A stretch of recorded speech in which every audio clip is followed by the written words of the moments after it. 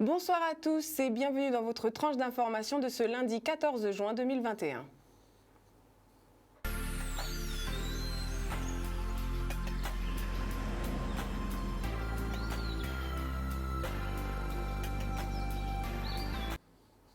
Les titres de votre journal d'information de ce soir.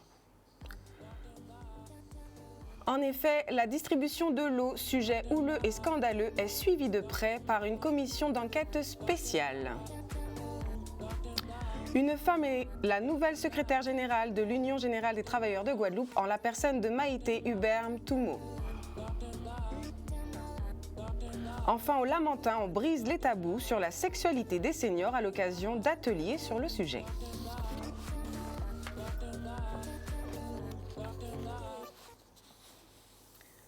Nous débuterons notre journal de ce soir par une brève. En effet, découvrons l'indice atmosphérique de nos îles qui est assez mauvais tant aujourd'hui que demain. Ceci est dû principalement à un retour de la brume de sable.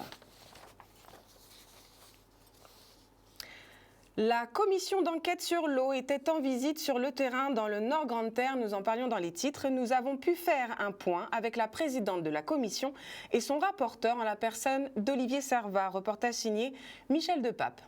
Jusqu'à maintenant, ce qui est clair, c'est qu'on est sur un scandale absolu. On regrette ces choix qui ont été effectués à l'époque avec l'assentiment de la DAF, de l'État de l'époque, dans les années 2000.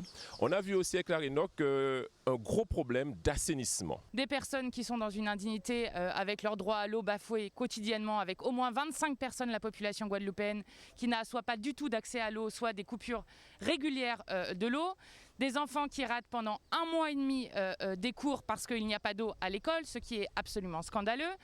Et alors la question que se pose tout le monde, c'est pourquoi, où est passé l'argent? Et là, en ce moment, nous sommes dans une usine où une partie de la réponse se trouve, c'est-à-dire que des mauvais choix ont été actés, notamment par les services de l'État, avec des élus qui ont été défaillants et une générale des eaux qui n'a pas fait son travail correctement. Il s'agit pour nous de constater sur cette usine qu'il y a eu des mauvais choix effectués techniques qui ont conduit à avoir des coupures d'eau, à avoir des coûts de traitement beaucoup plus importants pour l'usager, des pertes de 20%. Qui amène à ce qu'on a une technologie qui ne convient pas ici, qui coûte extrêmement cher et qui se retrouve derrière sur la facture des usagers, ce qui explique aussi pourquoi l'eau en Guadeloupe est une des plus chères de France. On constate que sur le syndicat mixte ouvert qui va se mettre en place début septembre, on est en retard sur la préfiguration et nous allons conseiller, nous, la commission, que ces préfigurateurs se fassent accompagner par des experts qui ont l'habitude de le faire, notamment en France avec France Eau,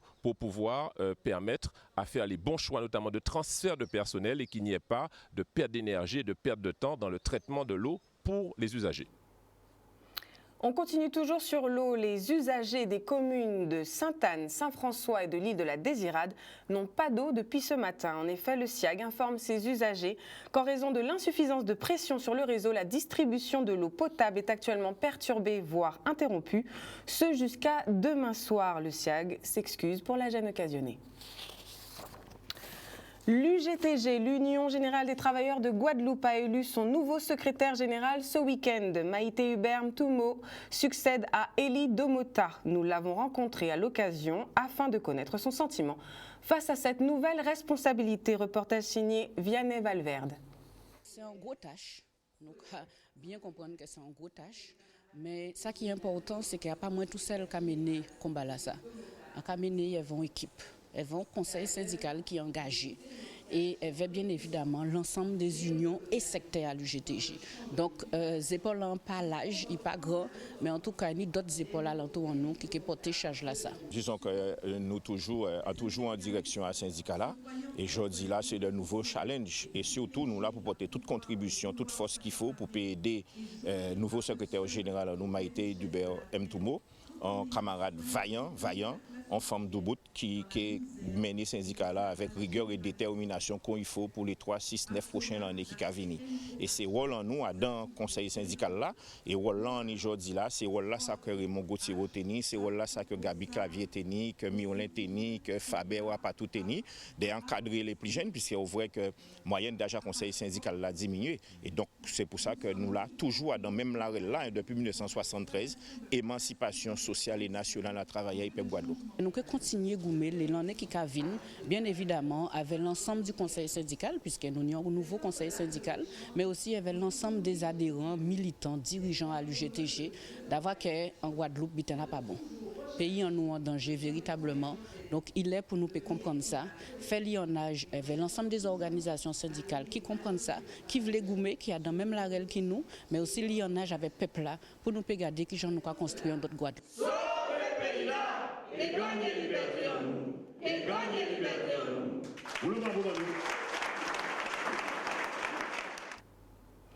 Découvrons notre micro-trottoir du jour. En cette période de campagne électorale régionale et départementale, nous avons interrogé la population pour en savoir plus sur son avis. En effet, le résumé reste un vrai casse-tête pour la population. Reportage signé Stanley Manicor.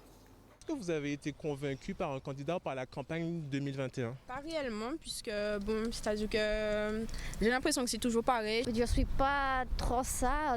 2021, je dirais pas parce que je n'ai jamais voté. J'ai l'impression que la politique, surtout cette année, ça tourne beaucoup plus autour de, moi je vais dire des cancans en fait. Pour moi, c'est de l'hypocrisie. C'est dommage et regrettable qu'on vote déjà pour les gens, mais pas pour les projets. Ce qui nous intéresse, c'est de savoir qu'est-ce qui va être mis en place, qu'est-ce qui va être mis en place pour les jeunes, pour les personnes âgées, pour qu'on puisse trouver du travail, pour les formations. Et aussi le transport. Il faut organiser le transport parce que c'est pas tout le monde qui dépend d'une voiture. Voilà, que des promesses à la con, rien n'est fait, les jeunes galèrent tout le temps. Et ça va de mal en pire. Un tel a fait ci, un tel a fait ça, mais c'est pas ce qui nous intéresse. Ça sert à rien. Pour moi personnellement, ça sert à rien. Pour les réseaux sociaux, je pense que ça leur a un peu échappé. Enfin, j'ai l'impression qu'ils ne contrôlent pas réellement en fait, le flux médiatique qu'ils envoient. Pas tout le monde qui est impacté par les réseaux sociaux, donc c'est vraiment dommage. Saturé d'informations, on n'arrive pas à avoir l'essentiel. Moi je préfère toujours garder le contact humain. Les restrictions, tout ça, ça fait que moi je trouve que c'est mieux quand même. Réellement en fait, en ce moment, j'arrive pas à vraiment me décider sur un choix. Les réseaux sociaux, c'est un chargé de communication qui fait tout et c'est pas la personne en elle-même qui se dévoile. On agit avec notre ère. Pour moi, la politique même, c'est d'abord de faire peuple et de faire humain. Il y a besoin d'un renouveau, de choses nouvelles en fait. La voiture passe, en toute sincérité, je n'écoute pas ce qu'ils disent. En gros, ce que je dis, putain, lui encore, avec sa musique, m'empêche de faire ce que j'ai à faire. Plus du bruit qu'autre chose, je les écoute même pas. C'est de la pollution sonore, puisque par exemple, c'est extrêmement fort, c'est vraiment très très fort. Donc pour moi, ça sert à rien. Quand ils passent avec leur caisson, c'est pas pour leur projet, c'est voter pour un tel, mais le projet en lui-même n'est jamais expliqué quand ils passent. Ils devraient s'arrêter à un point précis au lieu de passer. Franchement, à un moment donné, c'est fatigant. On vit pour la musique, mais je constate que c'est même pas la musique antillaise. Quand on entend la musique de Bouillon, le Bouillon c'est pas guadeloupéen. Hein. S'il vous plaît, vous faites des élections, vous distribuez des prospectus un peu partout. Il y a des prospectus partout par terre avec le visage des personnes qui font les campagnes pour le respect de la population. Ramassez vos affiches publicitaires. Je ne peux pas voter pour quelqu'un qui ne nettoie même pas après le passage de... Voilà, donc on retrouve par terre des affiches. Pour moi, personnellement, c'est un manque de respect. La ville du Lamentin conviait les seniors à un atelier sur la sexualité. L'objectif principal des professionnels de santé organisateurs de cet événement était de dédramatiser l'activité sexuelle tant chez les seniors sains que chez les seniors atteints de maladies. Reportage signé Vianney Valverde. Aujourd'hui, nous avons mis en place pour eux un sujet qui est pour certains, enfin à un certain moment était très, très tabou, mais il faut dire que nous avons des personnes aujourd'hui âgées comme on dit, qui sont peut-être âgés, qui ont un âge avancé, mais qui ont un esprit jeune. Donc aujourd'hui, nous avons organisé un atelier sur la sexualité et c'est vrai, à ma grande surprise, ces personnes ont répondu présentes. Le but, c'est de présenter un petit peu comment se construit la sexualité depuis le bébé jusqu'à l'âge senior et que à cet âge-là, il y a toujours du désir sexuel, sauf quand il y a la maladie, quand il y a les médicaments, notamment le cancer de la prostate, va avoir une incidence sur la libido, c'est-à-dire le désir sexuel, et qu'il y a certains facteurs qui peuvent être bloquants dans la vie sexuelle d'un senior. Quand on entend sexualité, on voit plus le rapport sexuel, mais dans sexualité, il y a tout ce qu'il y a autour, puisque pour arriver au sexe vraiment, il faut un truc, il faut faire quelque chose, il faut se rencontrer, il faut discuter. Donc la sexualité, ce n'est pas que le sexe. La personne âgée, en fonction de son entourage, en fonction des autres, on veut toujours lui faire comprendre qu'à partir d'un certain âge, on n'a plus droit à cela et que c'est réservé aux plus jeunes. On est dans une culture antillaise où quand on entre à la retraite, dans l'inconscient collectif, il n'y a plus de sexualité. Et bien évidemment, la sexualité, c'est le moteur de la vie, tout simplement, le moteur de la vie. Donc nous allons continuer à travailler pour leur permettre justement de vaincre l'isolement, d'être ensemble et de pouvoir justement bien vieillir comme nous le voulons. L'association Les Forêts de Santé a organisé dimanche dernier à Petit-Bourg une journée détox et repos. Les organisatrices et les participants ont répondu à nos questions au micro de Vianney Valverde. L'association Les Forêts de Santé a pour but principal de mettre en place le pouvoir de la nature dans notre vie, dans notre santé. Et c'est vraiment ce que nous avons à cœur de faire en mettant en œuvre, en promouvant différentes activités dans le domaine de la santé préventive avec de la médecine alternative, de la médecine conventionnelle pour pouvoir redonner sa place à la nature, redonner la place à une bonne santé préventive pour nous. Comme vous pouvez le voir, donc ici on est au bord de la rivière dans le cadre de la journée détox et repos avec plusieurs ateliers qui sont proposés. Donc moi j'animais le yoga ce matin, donc le Hatha Yoga.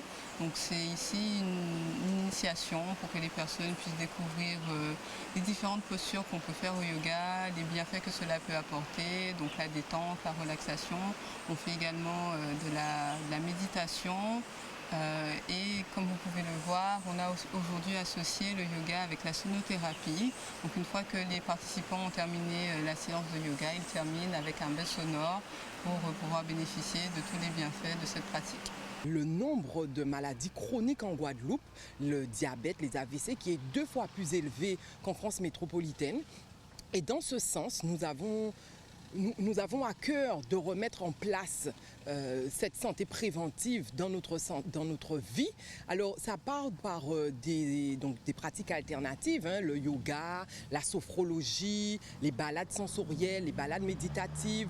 Ça passe aussi par la nutrition parce que là on recommence, hein, il y a un mouvement qui recommence à redonner sa place aux aliments locaux, à redonner sa place à une bonne alimentation et c'est vraiment ce qu'on cherche aussi à mettre en avant, cette nutrition, cette bonne nutrition, le jeûne aussi thérapeutique, le jeûne préventif. C'est tout un univers holistique qui permet justement de s'occuper en harmonie avec la nature, de remettre en place, travailler sur notre corps, notre esprit et notre âme. Voilà tout pour votre tranche d'information de ce lundi 14 juin 2021. Je vous remercie pour votre fidélité. Vous pouvez retrouver l'intégralité de ce journal d'information sur le replay Facebook et dès demain sur YouTube. Excellente soirée à tous.